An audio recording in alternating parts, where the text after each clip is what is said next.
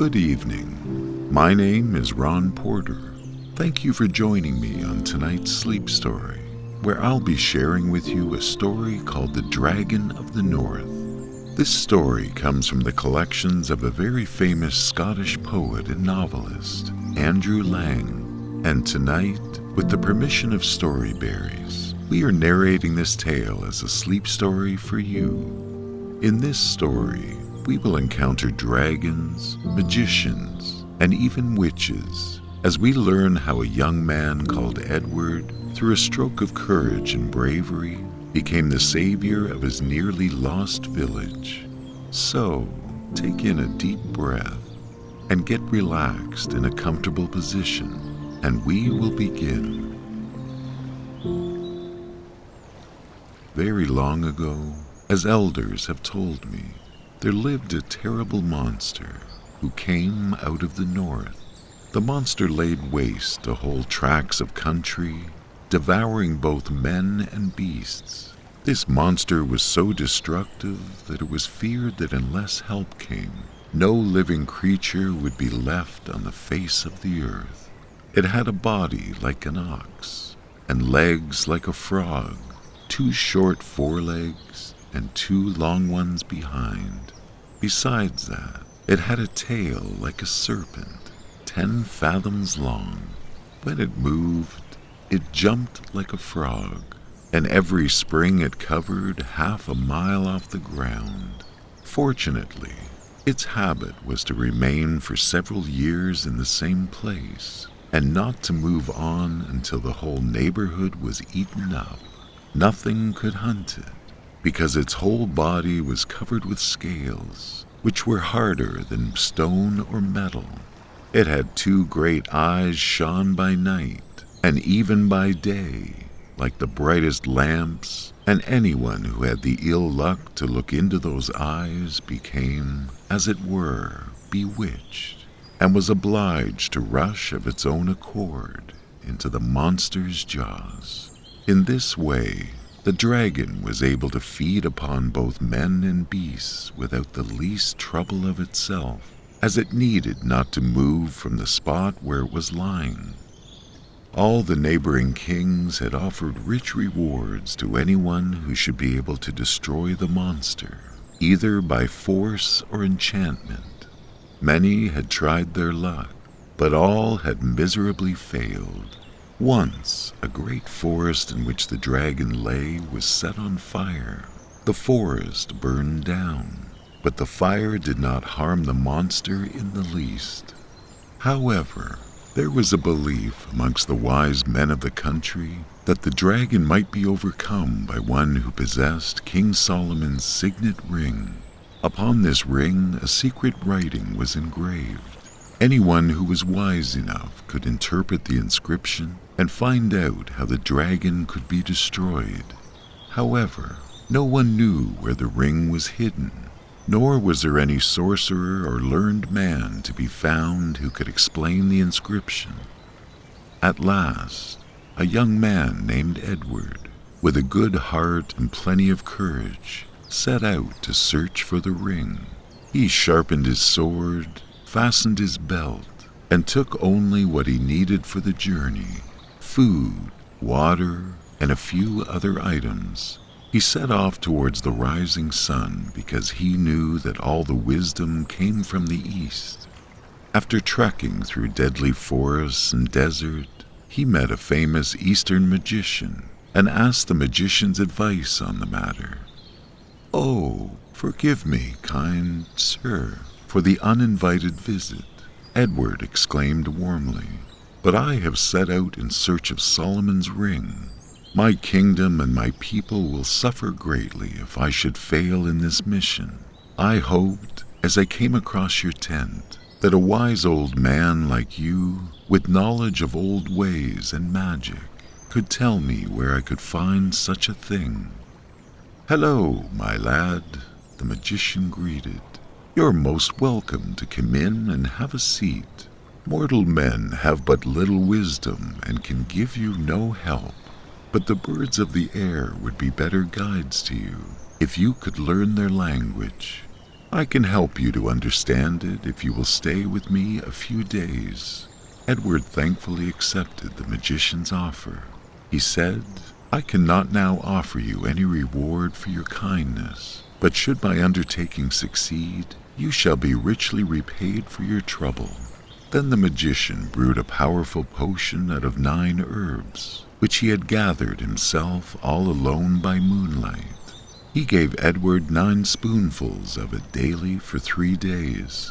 After, he was able to understand the language of birds. When they parted, the magician said to him, "If you ever find and possess Solomon's ring, come back to me, that I may explain the inscription on the ring to you.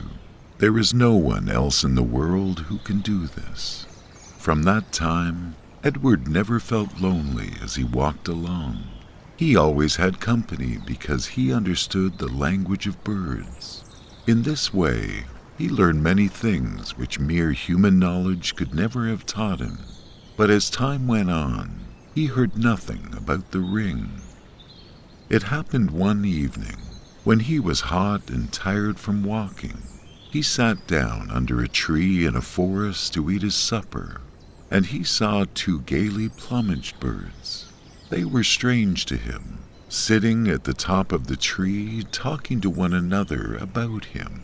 The first bird said, "I know that wandering fool under the tree there, who has come so far without finding what he seeks. He is trying to find King Solomon's lost ring."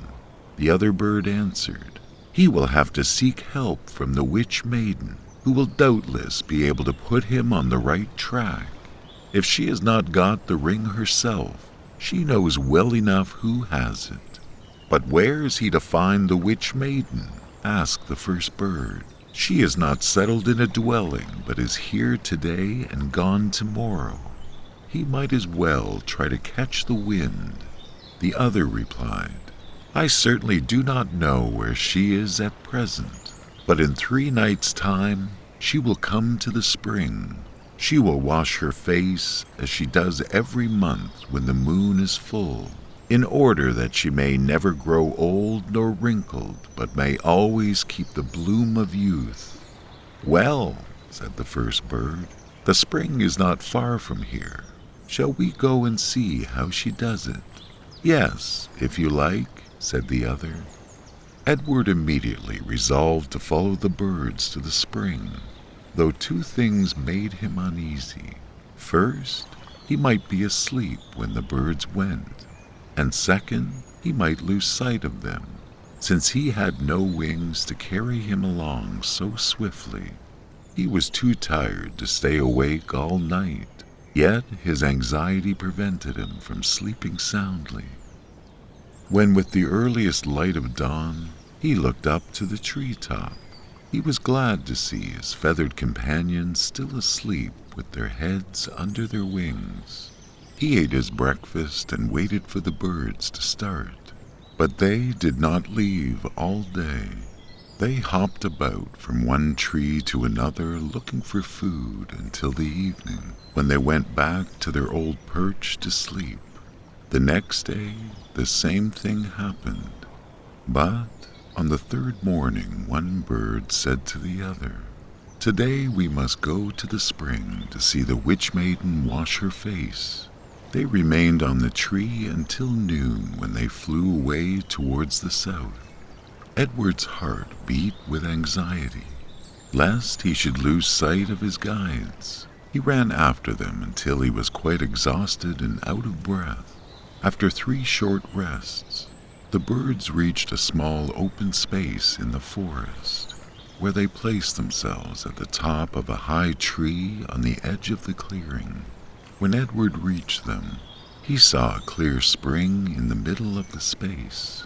He sat down at the foot of the tree upon which the birds were perched, and listened attentively to what they were saying. "The sun is not down yet," said the first bird. "We must wait until the moon rises and the maiden comes to the spring. Do you think she will see that young man sitting under the tree? Nothing is likely to escape her eyes." "And certainly not a young man," said the other bird. will the youth have the sense not to let himself be caught in her toils? We will wait, said the first bird, and see how they get on together. The evening light had quite faded, and the full moon was already shining down upon the forest when the young man heard a slight rustling sound. After a few moments there came out of the forest a maiden, gliding over the grass so lightly that her feet seemed scarcely to touch the ground. As she stood beside the spring, Edward could not turn his eyes away from her, for he had never in his life seen a woman so beautiful. Without seeming to notice anything, she went to the spring, looked up to the full moon, then knelt down and washed her face 9 times. Then looked up at the moon again and walked 9 times around the well. As she walked, she sang this song: "Full-faced moon with light unshaded, let my beauty near be faded. Let my cheek grow pale, while the moon is wailing nightly.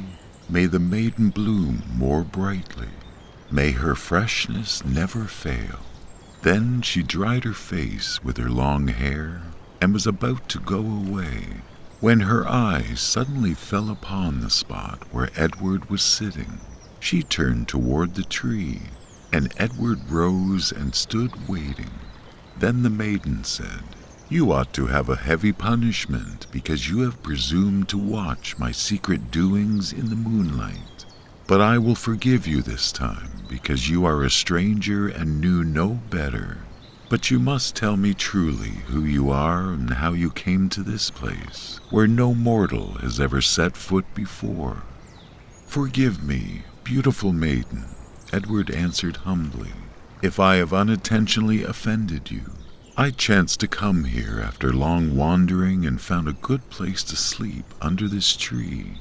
At your coming I did not know what to do, but stayed where I was because I thought my silent watching could not offend you." The maiden answered kindly, "Come and spend the night with us. You will sleep better on a pillow than on damp moss."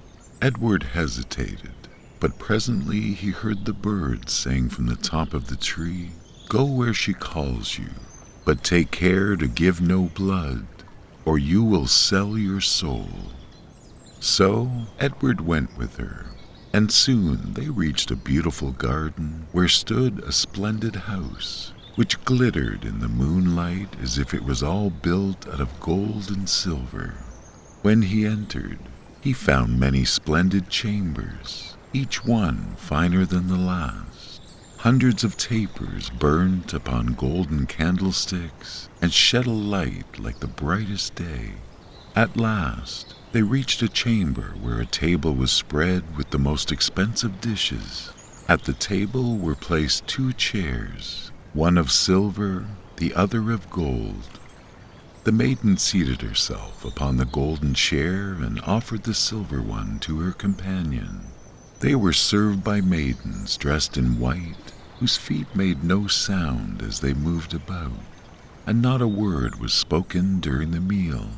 Afterwards, Edward and the witch maiden conversed pleasantly together, until a woman, dressed in red, came in to remind them that it was bedtime.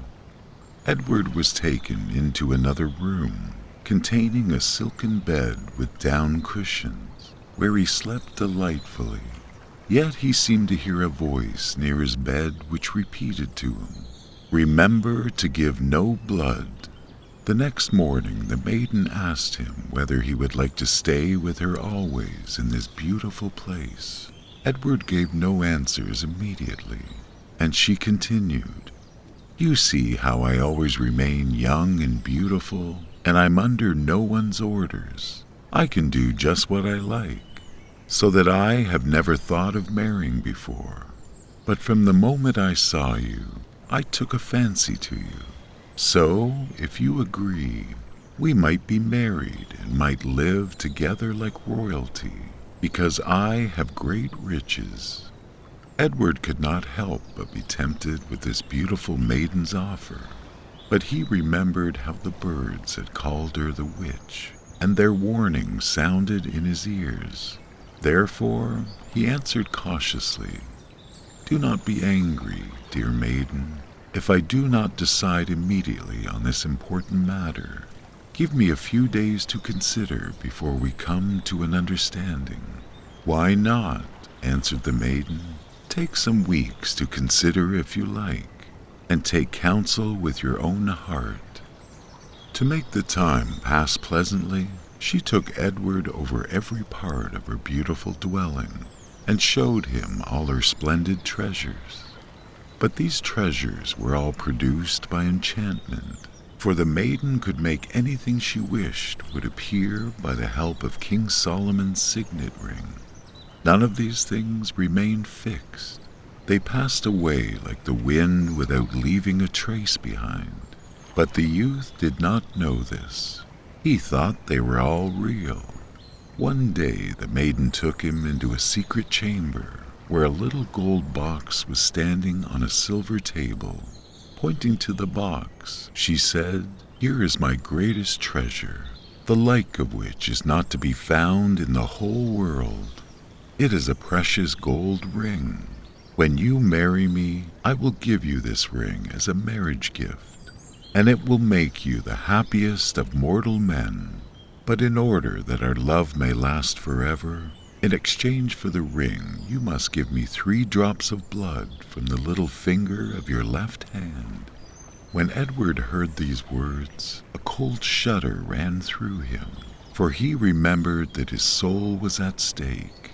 He was cunning enough, however, to conceal his feelings and to make no direct answer. He only asked the maiden, as if carelessly, what was remarkable about the ring. She answered, "No mortal is able entirely to understand the power of this ring, because no one thoroughly understands the secret signs engraved upon it. But even with my half-knowledge, I can work great wonders. If I put the ring upon the little finger of my left hand, then I can fly like a bird through the air wherever I wish to go.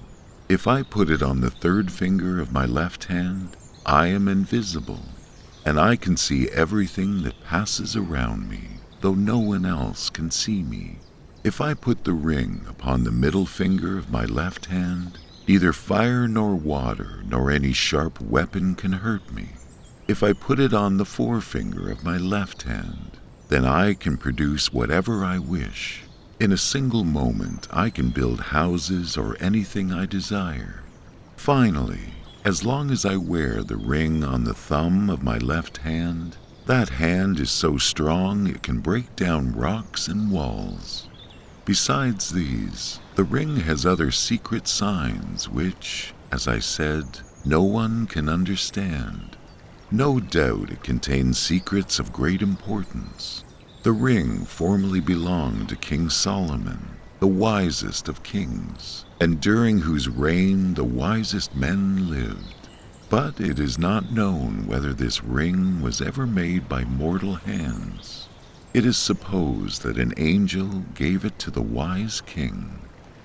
When Edward heard of all this, he was determined to get possession of the ring, though he did not quite believe in all its wonderful gifts. If she could let me have the ring in my hands, he wished, but he did not quite like to ask her for this, and after a while she put it back into the box.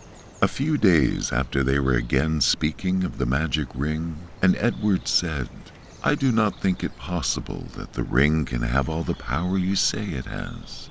Then the maiden opened the box and took the ring out, and it glittered like the clearest sunbeam as she held it. She put it on the middle finger of her left hand, and told Edward to take a knife and try as hard as he could to cut her with it, for he would not be able to hurt her. He was unwilling at first, but the maiden insisted.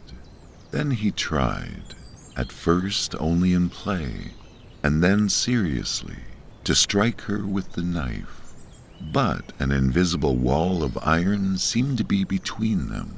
The maiden stood before him, laughing and unhurt.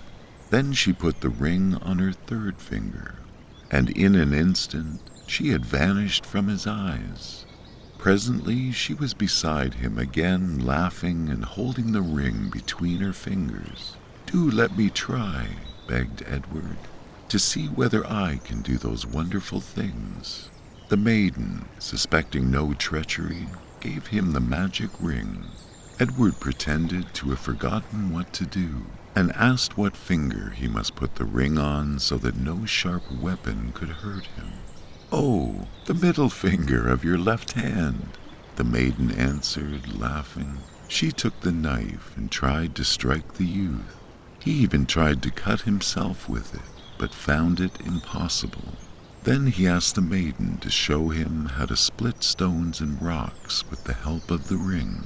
So she led him into a courtyard where stood a great boulder stone. "Now," she said, "put the ring upon the thumb of your left hand, and you will see how strong that hand has become." Edward did so, and found to his astonishment that with a single blow of his fist, the stone flew into 1,000 pieces.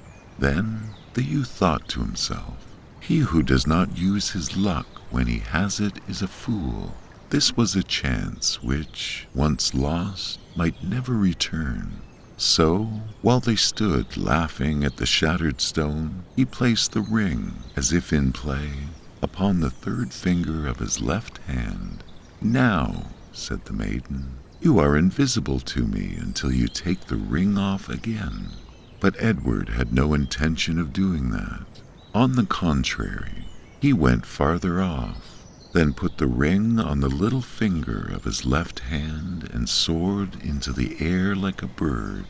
When the maiden saw him flying away, she thought at first that he was still playing, and cried, "Come back, friend, for now you see I have told you the truth." But the young man never came back. Then the maiden saw she was deceived, and bitterly repented that she had ever trusted him with the ring. Edward never halted in his flight until he reached the dwelling of the wise magician who had taught him the speech of birds. The magician was delighted to find that his search had been successful, and at once set to work to interpret the secret signs engraved upon the ring. It took him 7 weeks to make them out clearly. Then he gave the youth the following instructions on how to overcome the Dragon of the North.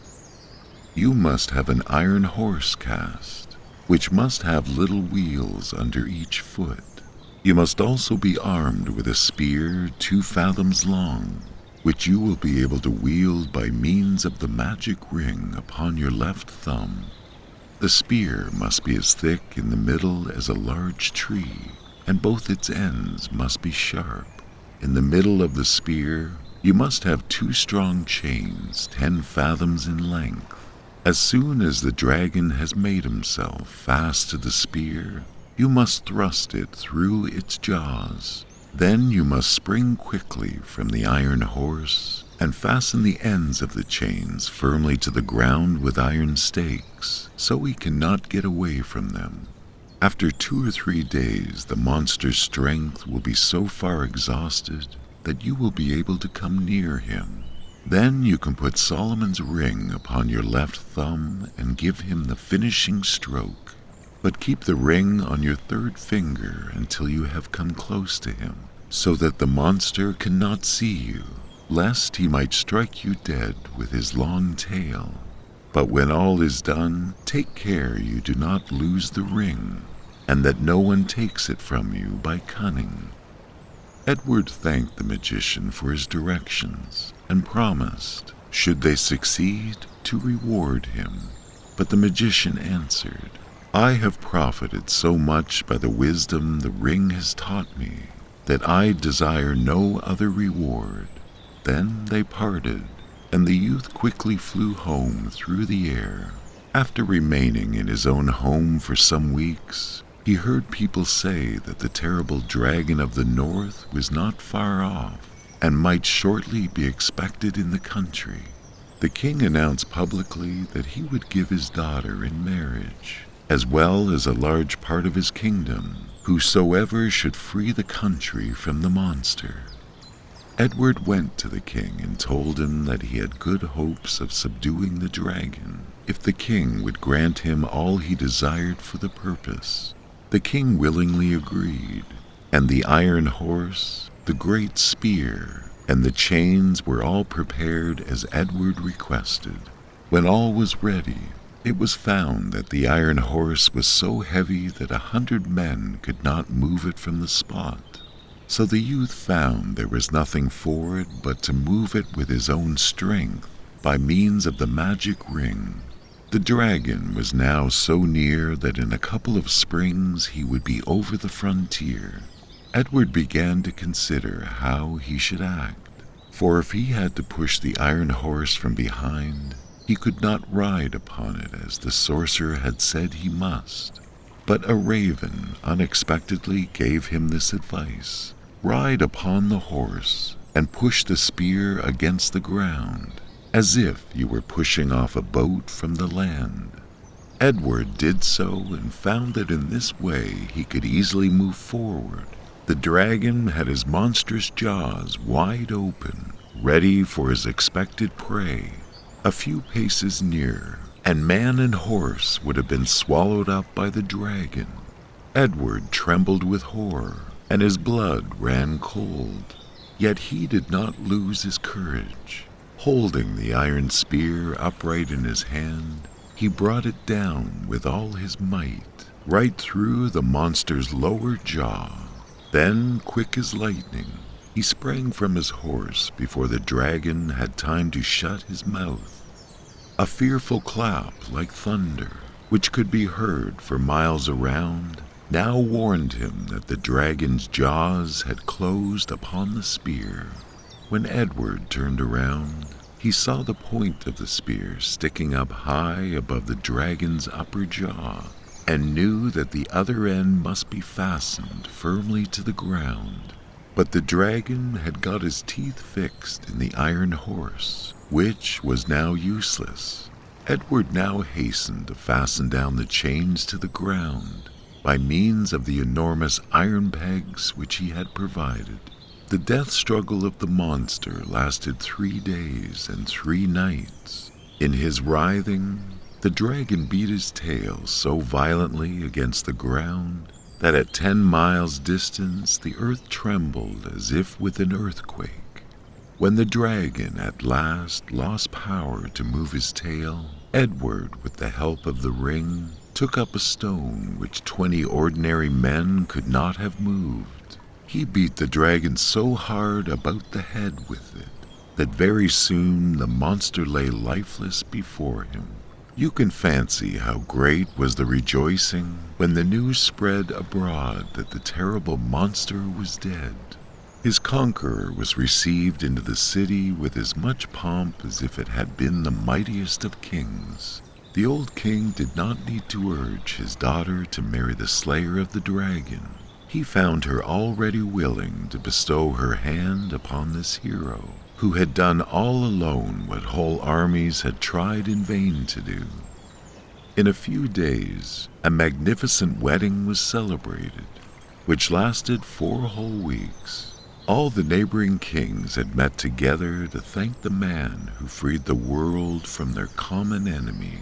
But everyone forgot, amid the general joy, that they ought to have buried the dragon's monstrous body.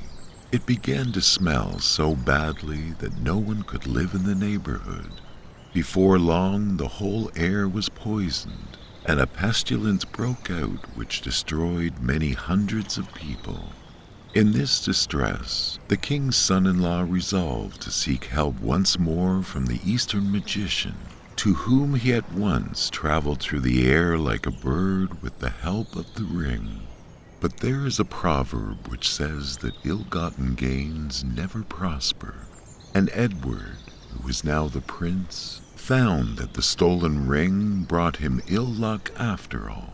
The witch maiden had not rested day or night until she had found the ring's location. As soon as she discovered, by means of magical arts, that the prince in the form of a bird was on his way to the Eastern magician, She changed herself into an eagle. She watched in the air until the bird was waiting and came in sight. She knew him at once by the ring that hung round his neck from a ribbon. Then the eagle pounced upon the bird, and the moment she seized him in her talons, she tore the ring from his neck before Edward, in the bird's shape, had time to prevent it. Then the eagle flew down to the earth with her prey, and the two stood face to face, once more in a human form. "Now, villain, you are in my power," cried the witch maiden. "I favored you with my love, and you repaid me with treachery and theft. You stole my most precious jewel. Did you expect to live happily as the king's son-in-law? Now the tables are turned, and you are in my power. I will be avenged for your crimes." Forgive me, cried the prince. "I know too well how deeply I have wronged you, and I most heartedly repent." The maiden answered, "Your prayers and your repentance come too late, and if I were to spare you, everyone would think me a fool. You have doubly wronged me. First you scorned my love, and then you stole my ring, and you must bear the punishment." With these words she put the ring upon her left thumb, lifted the young man with one hand, and walked away with him under her arm. This time she did not take him to a splendid palace, but to a deep cave in a rock, where there were chains hanging from the wall. The maiden now chained the young man's hands and feet so he could not escape. Then she said in an angry voice, "Here you shall remain chained up until you die. I will bring you every day enough food to prevent you from dying of hunger, but you need never hope for freedom." With these words she left him. The old king and his daughter waited anxiously for many weeks for the prince's return, but no news of him arrived. The king's daughter often dreamed that her husband was going through some great suffering, and begged her father to summon all the enchanters and magicians that they might find out where the prince was and how he could be set free. But the magicians, with all their arts, could find out nothing, except that he was still living and undergoing great suffering, but none could tell where he was to be found. At last, a celebrated magician from Finland was brought before the king. This magician had found out the king's son-in-law was imprisoned in the east, not by men, but by a more powerful being. The king sent messengers to the east to look for his son-in-law, and by good luck, they met with the old magician who had interpreted the signs on King Solomon's ring. He was thus possessed more wisdom than anyone else in the world. The old magician soon found out what he wished to know, and pointed out the place where the prince was imprisoned. But he warned, "The prince is kept there by enchantment and cannot be set free without my help. I will therefore go with you myself." So they all set out, guided by birds, and after some days came to the cave where the unfortunate prince had been chained up for nearly 7 years. He recognized the old magician immediately, but the old man did not know him, since he had grown so thin. However, the magician undid the chains with the help of magic, and took care of the prince until he recovered and became strong enough to travel. When the prince reached home, he learned that the old king had died that very morning. Edward was now raised to the throne. After his long suffering came prosperity, which lasted to the end of his life. But he never got back the magic ring, nor has it ever again been seen by mortal eyes.